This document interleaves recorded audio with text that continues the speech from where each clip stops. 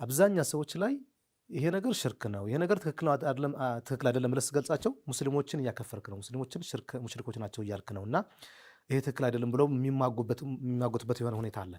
ከዛም አልፎ ተርፎ እንደውም በተለይ ጀዚረቱል አረብ ውስጥ ደግሞ ይሄን ሹብሃ በተለይ ያው ትዝ ስላለኝ በዚህ በእግረ መንገድ ጀዚረቱል አረብ ውስጥ ሽርክ አይገኝም ብለዋልና እንዴት እዛ ውስጥ ሽርክ ይገኛል የሚል ሹብሃ ሁሉ ይነሳል። ፍልሐቂቃ በአጠቃላይ ስንመለከት ሽርክ የሚባለው ነገር በነብዩ ሰለላሁ ዐለይሂ ወሰለም ኡመት ውስጥ ራሱ ብዙ የሽርክ አይነቶች ተሰራጭተው እናገኛለን። ቅድም ላነሳኋቸው ሹብሃዎች ባጭሩ ለመመለስ በአጠቃላይ እንደ ኡመት ማለት ነው ኡመታችን የነብያችን ሰለላሁ ዐለይሂ ወሰለም ኡመት ሁሉም ወደ ሽርክ አይመለስም፣ ወደ ኩፍር አይመለስም። በተለይ ደግሞ ጀዚረቱል አረብ ውስጥ ደግሞ ያው ሸይጣን በአጠቃላይ የጀዚረቱል አረብ ውስጥ የሚኖሩ ሰዎች ሸይጣንን እንደማይገዙና ሙሽሪኮች እንደማይሆኑ ነብያችን ሰለላሁ ዐለይሂ ወሰለም ተናግረዋል። ይሄንን እናምናለን።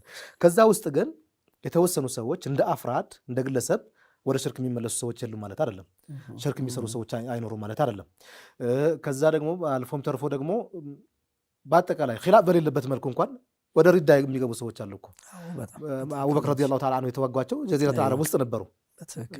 ሙርተዶች ናቸው ብለው ነው የተዋጓቸው። ከዛም በኋላ ደግሞ እንደዚህ አይነት ሕሩቦች አልፈዋል እና በጣም ልንጠነቀቅ ይገባል። ነብያችን ሰለላሁ ዐለይሂ ወሰለም ይሄንን አደገኝነቱን ሲገልጹልን እኮ ሽርክ ማለት ከጥቁር ጉንዳን በጥቁር ድንጋይ ላይ ጥቁር በሆነ ሌሊት ላይ ሱብሃንአላህ ድምጿ ምንም እንደማይሰማ ሆኖ ከዛ ሁሉ የተደበቀ ነው ብለው ነው የሚሉት።